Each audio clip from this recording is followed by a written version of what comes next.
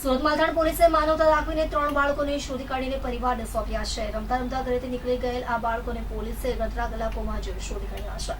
સુરત માલધાણ વિસ્તારમાં શ્રમિક પરિવારના 3 માસૂમ બાળકો અચાનક ગુમ થઈ જવાની ચોંકાવનારી ઘટના સામે આવી છે. માલધાણના સુધર્મ ભવન પાસે રહેતા એક શ્રમિક પરિવારના 3 બાળકો શુક્રવારે સવારે 11 વાગ્યાની આસપાસ પોતાના ઘર નજીક રમી રહ્યા હતા. દરમિયાન રમતા રમતા 3 બાળકો ક્યાંક નીકળી ગયા હતા અને મોડી સાંજ સુધી પરત ફર્યા ન હતા. ગુમ થયેલા માસૂમ બાળકોમાં 13 વર્ષની સપના, 9 વર્ષીય શિવમ અને 6 વર્ષીય પ્રાચીનો સમાવેશ થાય છે.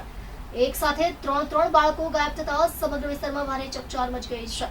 પરિવારજનોએ તાત્કાલિક પોલીસનો સંપર્ક કર્યો હતો. એક જ પરિવારના 3 સગીર વયના બાળકો ગુમ થયા હોવાની ગંભીરતાને ધ્યાને લઈ પોલીસ તંત્ર તાત્કાલિક એક્શનમાં આવ્યું હતું.